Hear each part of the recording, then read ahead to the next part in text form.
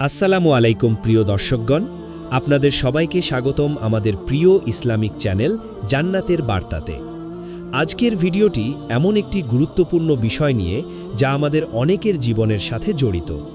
আমরা প্রায়ই আস্তাগফিরুল্লাহ অর্থাৎ আস্তাগফিরুল্লাহ পড়ি, কিন্তু অনেকেই মনে করেন যে এত ইস্তেগফার করার পরও জীবনে কোনো পরিবর্তন আসছে না, দোয়া কবুল হচ্ছে না, রিজিকে বরকত আসছে না।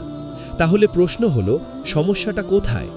ইস্তেগফার কি কাজ করছে না, নাকি আমরা এমন কিছু ভুল করছি যার কারণে এর পূর্ণ বরকত পাচ্ছি না? আজকের এই ভিডিওতে আমরা আলোচনা করব এমন 3টি গুরুত্বপূর্ণ ভুল যেগুলো অনেকেই অজান্তেই করে থাকে এবং যার কারণে ইস্তেগফারের প্রকৃত ফল থেকে বঞ্চিত হয়। আল্লাহ তাআলা কুরআনে বলেন, ফাস্তাগফিরু রব্বাকুম ইন্নাহু কানা গাফফারা, অর্থাৎ তোমরা তোমাদের রবের কাছে ক্ষমা প্রার্থনা করো, নিশ্চয়ই তিনি অত্যন্ত ক্ষমাশীল। সূরা নূহ 10। এই আয়াত আমাদের শেখায় যে ইস্তেগফার একটি শক্তিশালী ইবাদত, কিন্তু সঠিকভাবে না করলে আমরা তার পূর্ণ ফল পেতে পারি না। নবী করিম সাল্লাল্লাহু আলাইহি ওয়াসাল্লাম নিজেও দিনে বহুবার ইস্তেগফার করতেন, যা আমাদের জন্য একটি বড় শিক্ষা।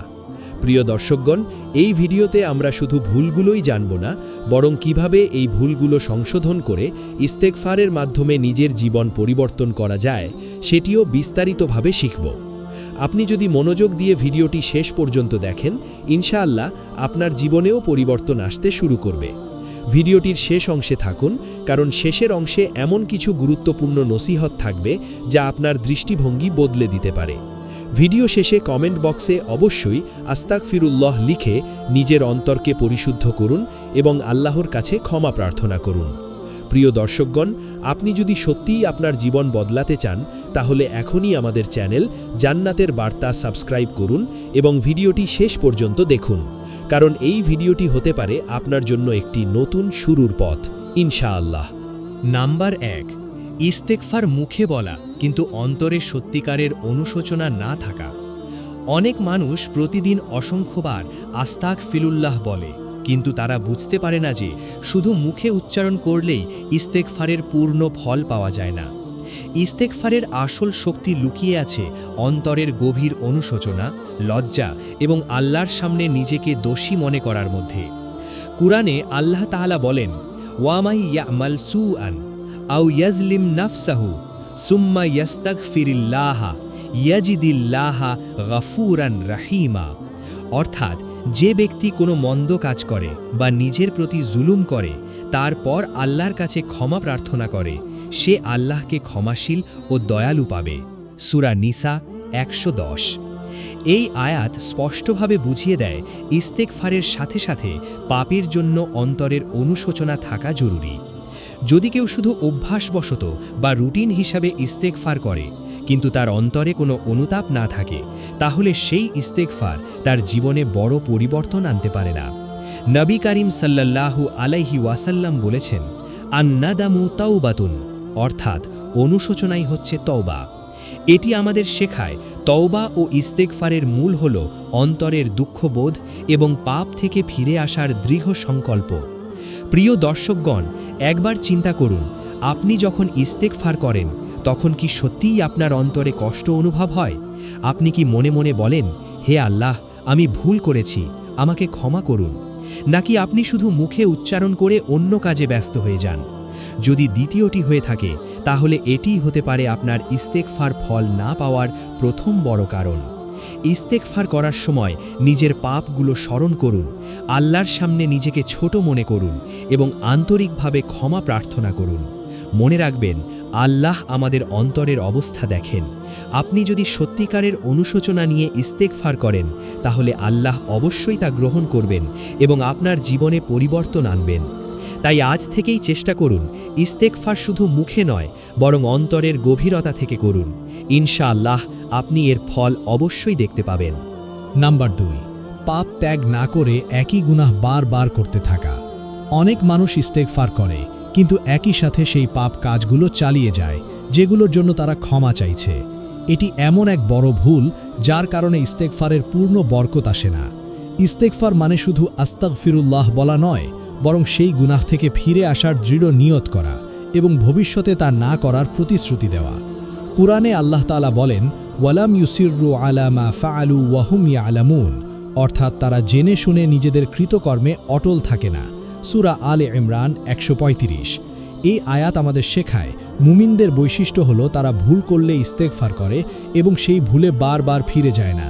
কিন্তু যদি কেউ একই পাপ করে তারপর ইস্তেগফার করে আবার সেই পাপেই ফিরে যায়, তাহলে এটি প্রকৃত তওবা নয়, বরং এটি আত্মপ্রবঞ্চনা।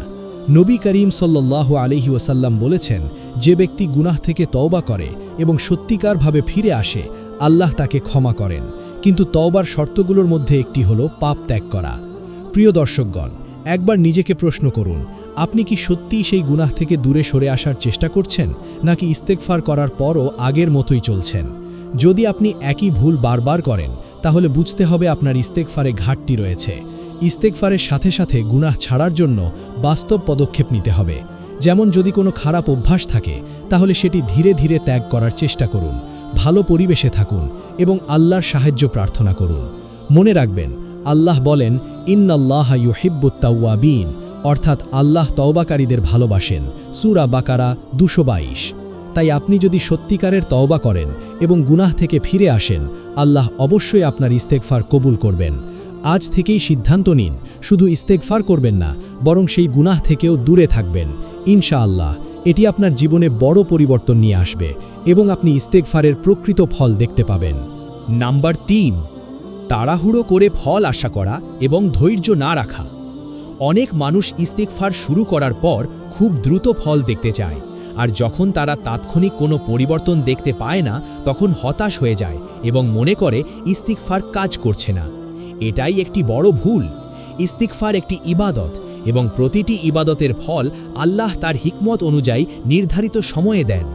কুরআনে আল্লাহ তাআলা বলেন, ওয়াসবিরু ওয়ামা সাবরুকা ইল্লা বিল্লাহি, অর্থাৎ তুমি ধৈর্য ধারণ করো আর তোমার ধৈর্য আল্লাহর সাহায্য ছাড়া সম্ভব নয়।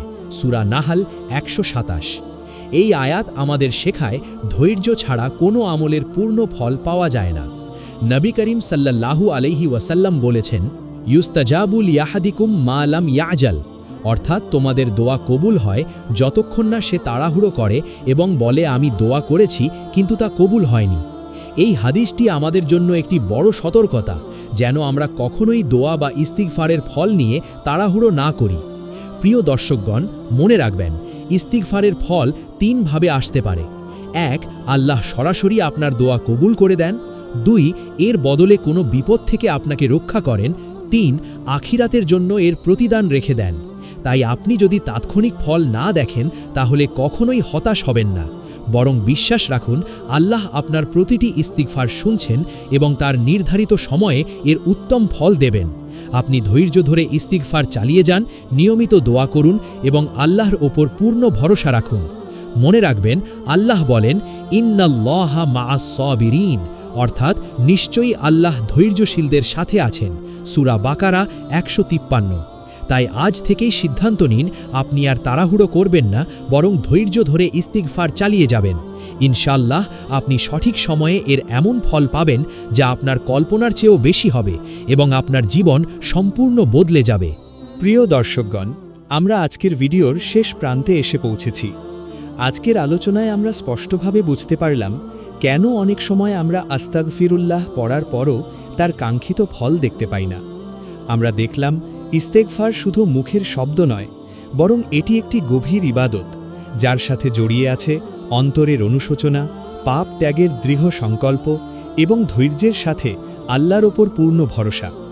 যদি এই 3টি বিষয় আমাদের মধ্যে না থাকে, তাহলে আমরা ইস্তিগফারের পূর্ণ বরকত থেকে বঞ্চিত হতে পারি।